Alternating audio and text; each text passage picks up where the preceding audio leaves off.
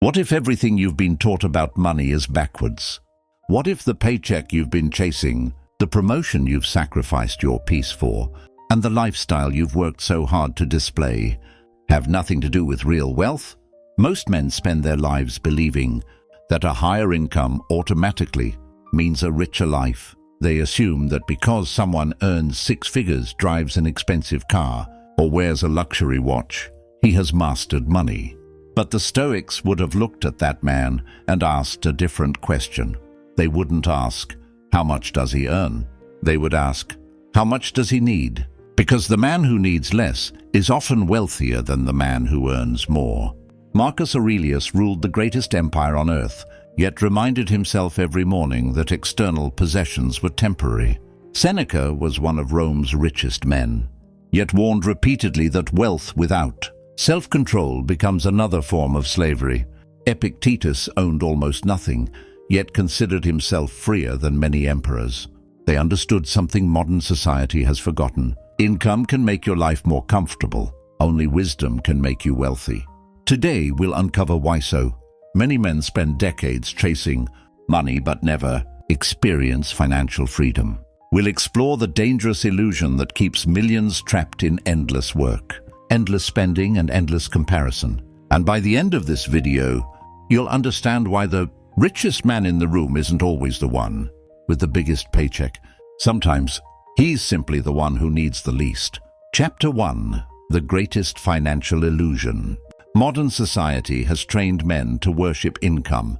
From childhood, we're asked, what job do you want? Not, what kind of life do you want? Success becomes attached to salary. Higher salary means higher status. Higher status means greater respect. Or so we're told. This belief quietly shapes every major financial decision. A young man accepts a stressful career because it pays more.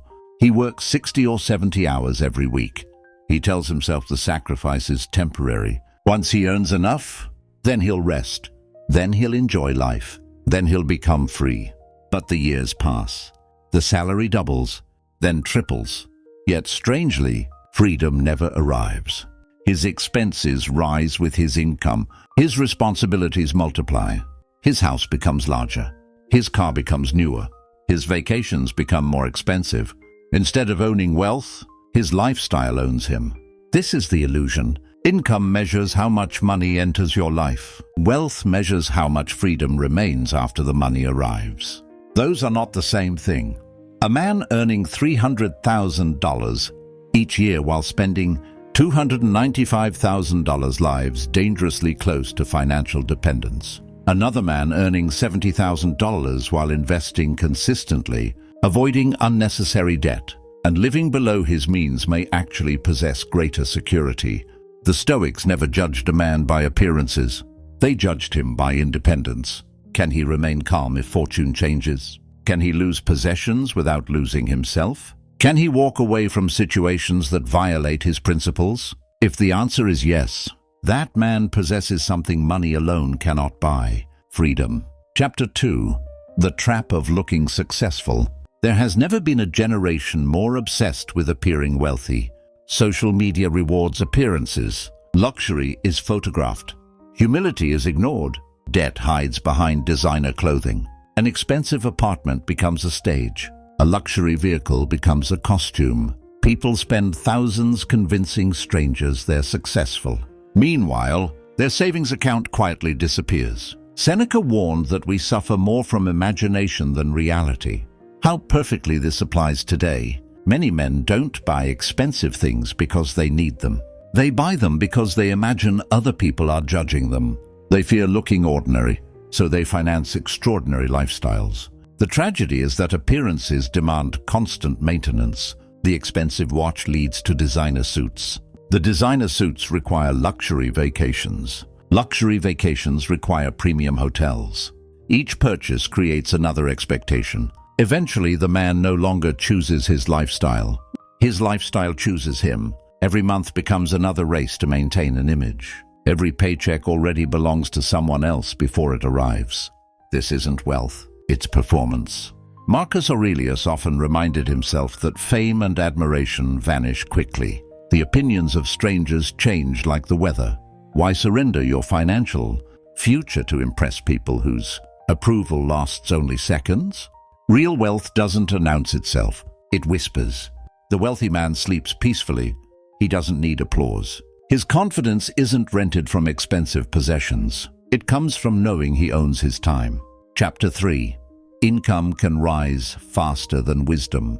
Imagine giving a child $1 million. Would the money make him wealthy? Probably not. Without discipline, money disappears. Adults aren't much different. Many men experience financial success before developing financial character.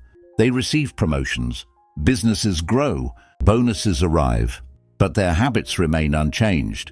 More money simply magnifies old behaviors. The impulsive spender becomes an extravagant spender. The impatient investor becomes a reckless investor. The insecure man becomes someone who buys even bigger symbols of success. Income amplifies character. It doesn't replace it. The Stoics believed character always comes before possessions. A disciplined man can rebuild after losing everything.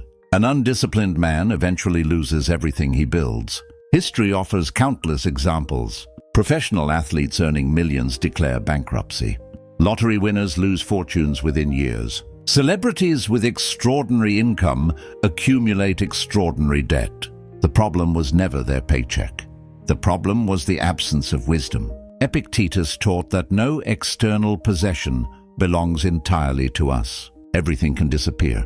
Health, status, money, reputation. The only lasting possession is the way we think. That's why the Stoics invested first in judgment, because good judgment keeps creating value long after money comes and goes. A foolish man asks, "How can I earn more?" A wise man asks, "How can I become someone capable of keeping and multiplying what I earn?" One question changes your income. The other changes your entire future. Chapter 4. Marcus Aurelius and the Wealth of Self-Mastery. Marcus Aurelius commanded armies, ruled an empire stretching across continents, and possessed access to treasures that ordinary Romans could scarcely imagine. Yet when he wrote privately in his journal what we now know as Meditations, he rarely celebrated riches. Instead, he constantly reminded himself that external possessions were temporary and that the only lasting treasure was mastery over his own mind. This is the first lesson most men never learn. The greatest asset you can own is not a business. It is not a house. It is not an investment portfolio. It is the ability to govern yourself. Consider two men. The first earns a remarkable income but cannot resist every impulse. He buys what he wants the moment he wants it. He seeks comfort instead of discipline, pleasure instead of patience. His money flows out as quickly as it flows in. The second earns less but has learned to pause before every purchase. He asks, "Do I truly need this?" He delays gratification. He saves consistently. He invests with patience. Over time, his financial position grows stronger while his stress grows weaker. Who is wealthier? The Stoics would answer without hesitation, the man who has mastered himself. Because self-mastery creates wealth again and again, while lack of self-control destroys it again and again. Marcus Aurelius understood that the mind should rule desire, not the other way around. The man who cannot control his desires will never have enough income to satisfy them. That is why many men spend their entire lives chasing bigger paychecks without ever feeling financially secure. The problem was never the paycheck. The problem was the mind chasing endless wants. Chapter 5. The Prison of Lifestyle Inflation. There is a silent enemy that grows with every promotion, every raise, and every successful business deal. It rarely announces itself, yet it quietly steals financial freedom from millions of men. That enemy is lifestyle inflation. At first, the increase seems harmless. You receive a raise, so you move into a larger apartment. Then you upgrade your car because it fits your new position. Soon your wardrobe changes. Your vacations become more expensive. Your social circle begins to expect a certain standard from you. Without realizing it, every dollar of additional income has already been assigned to a new expense. The strange thing is that your quality of life has not increased nearly as much as your obligations. The Stoics warned against becoming dependent. On luxuries because whatever you cannot comfortably live without eventually becomes your master. A man who cannot imagine life without expensive comforts has made himself fragile. True strength belongs to the man who can enjoy luxury without needing it. Seneca practiced sleeping on the floor and eating simple meals despite being wealthy. He asked himself, is this what I feared? He wasn't trying to become poor. He was training himself never to become a slave to comfort. Imagine the freedom that comes from knowing your happiness doesn't depend on expensive habits. That is wealth no recession can steal. Chapter 6. Wealth is what you keep. Modern culture celebrates earnings. The Stoics celebrated stewardship. Two men may earn exactly the same income for 20 years. One spends nearly everything. The other saves, invests, and allows time to multiply his efforts. Years later, their lives look completely different. One still depends on the next paycheck. The other owns assets that work while he sleeps. Income feeds today, wealth feeds tomorrow. This is why the richest-looking man is not always the wealthiest man. Luxury can be rented, cars can be financed, designer clothes can be purchased on credit, appearances are easy to buy. Security is not. Every dollar you keep becomes another soldier working for your future. Every unnecessary expense dismisses one of those soldiers before the battle even begins. The Stoic understands that money is a servant, not a trophy. Its purpose is not admiration. Its purpose is freedom. Chapter 7. Freedom is the highest currency. Most people believe money buys things. The wise know money buys choices. The ability to leave a toxic workplace, the ability to spend time with your family, the ability to recover from emergencies without panic, the ability to refuse dishonest opportunities. Every financial decision is ultimately a decision about freedom. Marcus Aurelius ruled an empire, yet constantly reminded himself that external power meant little without inner freedom. Likewise, a man may possess enormous income while living under constant anxiety because he cannot afford to stop working. Who is richer? The executive who earns $500,000 but fears missing one paycheck?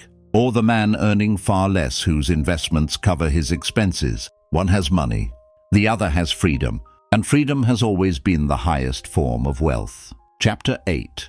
The man who needs less is harder to control. Governments can influence through taxes. Employers can influence through salaries. Advertisers can influence through desire. But none of them can easily control the man whose wants are few. This was one of the Stoics' greatest insights. The fewer unnecessary desires you possess, the fewer chains the world can place upon you. If your happiness depends on constant upgrades, society will always find another product to sell you. If your identity depends on status symbols, someone will always own something more impressive. The race never ends. The Stoic steps off the track. He defines success internally rather than socially. He spends intentionally rather than emotionally. Because of this, he becomes remarkably difficult to manipulate. That is genuine power. Chapter 9. Stop competing financially with strangers. Comparison destroys contentment faster than poverty. Every day you see people displaying luxury cars, exotic vacations, expensive homes, and designer lifestyles. What you don't see are the loans, the credit card balances, the sleepless nights, the financial stress hidden behind perfect photographs. Marcus Aurelius reminded himself never to concern himself with another man's path. Your race is not against your neighbor, it is against yesterday's version of yourself. The only financial comparison worth making is this. Are you wiser than you were last year? Do you save more? Spend less? Invest more consistently? Exercise greater patience? If so, you are becoming wealthier, regardless of what anyone else owns. Chapter 10. Invest first in character. Money follows value. Value follows character. A trustworthy man attracts opportunities. A disciplined man keeps them. A patient man multiplies them. Without these qualities, even extraordinary income eventually slips away. The Stoics understood that fortune favors preparation. Instead of asking how to become rich quickly, ask how to become indispensable. Become reliable. Become honest. Become emotionally stable. Become skilled. Become disciplined. These qualities compound exactly like investments, except they cannot be stolen. Chapter 11. Wealth is built quietly. Noise attracts attention. Silence builds fortunes. Many wealthy people live surprisingly ordinary lives. They understand something flashy spenders never learn. Money grows in silence. Compounding happens quietly. Investments appreciate quietly. Businesses mature quietly. Patience rarely makes headlines. Yet patience creates extraordinary outcomes. Nature itself teaches this lesson. Trees do not grow overnight. Neither do fortunes. The Stoic trusts steady progress more than dramatic success. He knows that consistency defeats intensity over the long run. Chapter 12. The Stoic Financial Code. If Marcus Aurelius were advising modern men today, his financial philosophy might sound something like this. Earn honestly, spend deliberately, save consistently, invest patiently, avoid debt whenever possible. Never purchase status, own your possessions, never allow them to own you. Measure success by freedom rather than income. Protect your reputation more carefully than your wallet. Develop skills that cannot be taken away. Control your desires before trying to increase your earnings, because the man who controls himself can eventually control his financial future. Most men spend their entire lives chasing larger paychecks. Very few spend equal effort becoming wiser with the money they already earn. That is why so many high-income men remain financially anxious. Their income increased. Their discipline did not. The Stoics understood that wealth is never measured by numbers alone. It is measured by peace, by independence, by self-control, by the ability to remain calm whether fortune smiles upon you or turns against you. The richest man is not the one who owns the most. The richest man is the one who cannot be bought by comfort, controlled by desire, or frightened by temporary loss. Remember this the next time you receive a raise. Do not immediately ask, "What can I buy?" Instead ask, "How much freedom can I keep?" Because income can disappear, markets can fall, businesses can fail, but wisdom continues to produce wealth long after money itself has come and gone. So pursue income. There is nothing wrong with earning more, but never mistake income for wealth. Earn with excellence, spend with intention, save with discipline, invest with patience. And above all, cultivate the Stoic mind, a mind that values freedom over appearance, character over comfort, and lasting wealth over temporary luxury.